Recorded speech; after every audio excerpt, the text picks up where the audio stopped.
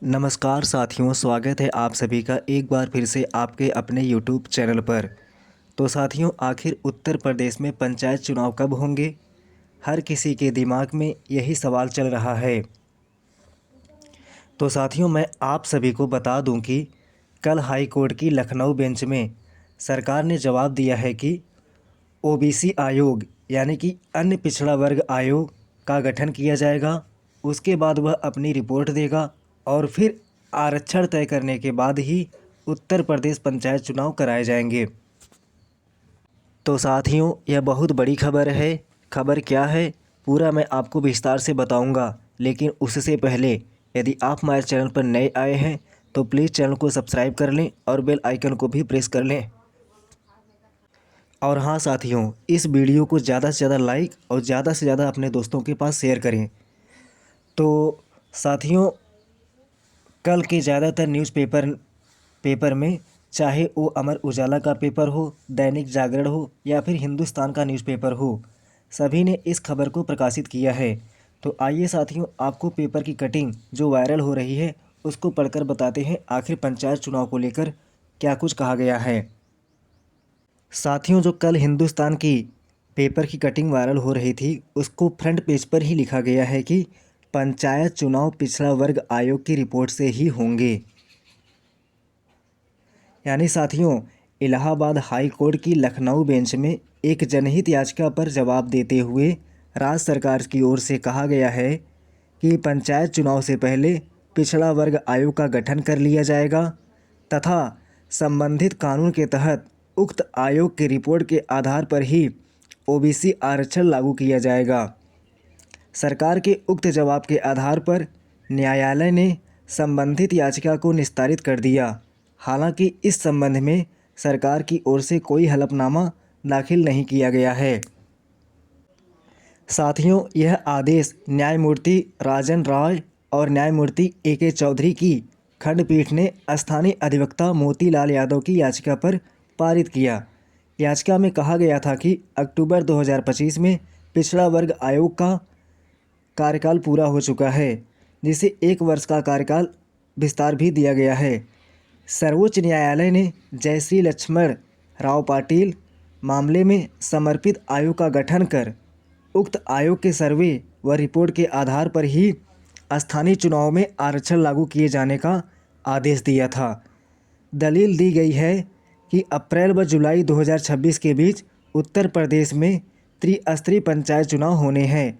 बावजूद इसके अब तक एक समर्पित आयोग का गठन नहीं किया जा सका है।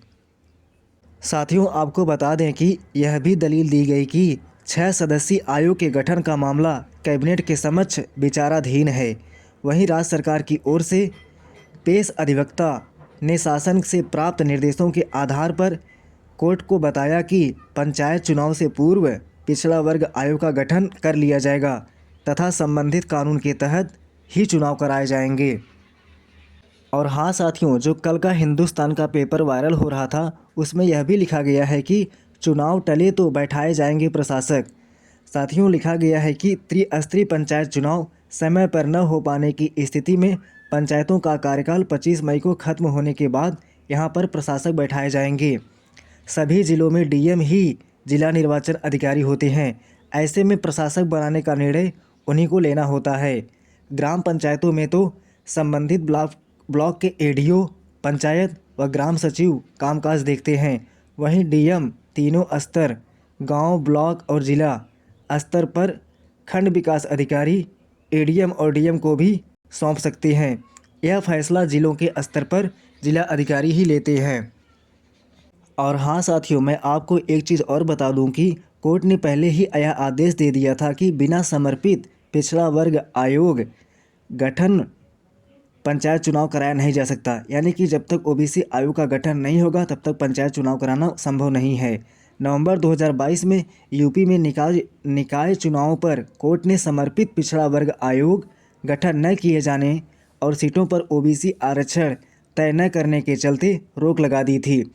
तब शासन को यह आयोग बनाकर सीटों पर ओबीसी आरक्षण तय करना पड़ा। इसके बाद मई 2003 में चुनाव हो पाए थे। यूपी में 2027 में विधानसभा चुनाव है उसकी तैयारियां भी होंगी। ऐसे में पहले पंचायत चुनाव आसान नहीं होगा। तो साथियों, आपको पता ही चल गया होगा कि बिना ओबीसी आयोग के उत्तर प्रदेश का पंचायत चुनाव संभव नहीं है। तो ऐसे में साथियों, क्या होता है क्या नहीं होता है, यह तो अब आयोग के गठन के बाद ही तय किया जाएगा। साथियों, पेपर की कटिंग में एक चीज़ और बताई गई है जिससे मैं आपको पढ़कर सुनाता हूँ कि साथियों, त्रिस्तरीय पंचायत चुनाव के लिए अभी समर्पित पिछड़ा वर्ग आयोग गठित होता है तो भी उसे रिपोर्ट तैयार करने में समय लगेगा। सेवानिवृत्त जज की अध्यक्षता में 5 सदस्यीय आयोग बनाया जाता है जिसमें सेवानिवृत्त आईएएस अधिकारी भी होते हैं। यह भी निर्णय शासन को ही करना है कि वह किसे इस आयोग में शामिल करे। तो साथियों, समय तो बहुत कम बचा हुआ है। अब शासन ने कह दिया, सरकार ने जवाब दे दिया कि भाई पहले ओबीसी आयोग बनाया जाएगा, उसका रिपोर्ट आएगा, उसके आधार पर आरक्षण तय करने के बाद ही चुनाव कराए जाएंगे। तो साथियों, ये जो प्रक्रिया है ये काफ़ी समय लगेगी, यानी इसमें काफ़ी टाइम लगेगा। तो साथियों, इतना समय लेने के बाद क्या पंचायत चुनाव अपने समय पर हो पाएंगे? तो साथियों, मुझे लगता है कि थोड़ा तो लेट ज़रूर होगा।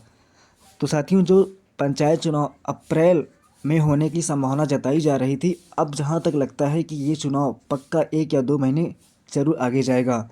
साथियों, मैं आपको बता दूं कि उत्तर प्रदेश में जो ग्राम प्रधानों, ग्राम पंचायत सदस्यों और जिला पंचायत सदस्यों का कार्यकाल है वो 25 मई तक समाप्त होने वाला है। तो साथियों, आप सभी को पता ही है कि पंचायत चुनाव में जितने भी पदाधिकारी हैं उनका कार्यकाल समाप्त होने वाला ही है। साथियों, मैं आपको बताना चाहता हूं कि 2021 में पंचायत चुनाव में जो आरक्षण की प्रक्रिया थी उसे 21 मार्च तक प्रकाशित कर दिया गया था।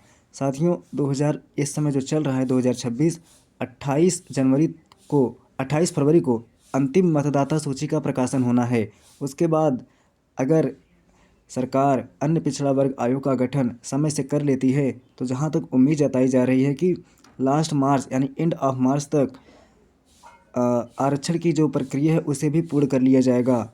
अगर सरकार सब कुछ तेज़ी से करती है तो, अगर सरकार काम में लेटा लतीफ़ी करती है तो मुझे जहाँ तक लग रहा है कि चुनाव में 2 से 3 महीने और लगने वाले हैं। तो साथियों, आपको क्या लगता है, क्या उत्तर प्रदेश के पंचायत चुनाव समय पर हो पाएंगे? क्या आरक्षण की प्रक्रिया इसमें रोड़ा बनने वाली है? तो साथियों, जो कुछ भी आपको लग रहा है कमेंट बॉक्स में अपना सुझाव ज़रूर दें। और हाँ साथियों, यदि यह जानकारी आपको अच्छी लगी हो तो प्लीज़ चैनल को सब्सक्राइब कर लें और बेल आइकन को भी प्रेस कर लें। और हाँ साथियों, इस वीडियो को ज़्यादा से ज़्यादा लाइक करें और ज़्यादा से ज़्यादा शेयर करें, क्योंकि साथियों तब मुझे जाकर कहीं ना कहीं ये लगेगा कि हाँ, आप हमारे वीडियो को पसंद करते हैं। तो भविष्य में मैं आप सभी को पंचायत चुनाव से जुड़ी और भी जानकारियाँ देता रहूँगा। तो साथियों, उम्मीद करता हूँ कि आप सभी को आज का यह सेशन बहुत ही अच्छा लगा होगा। तो साथियों, पंचायत चुनाव को लेकर के सारी जो अफवाहें चल रही थी उस पर अब सबकी निगाहें अन्य पिछड़ा वर्ग आयोग पर टिकी हुई हैं। तो साथियों, आज के लिए बस इतना ही। तब तक के लिए धन्यवाद।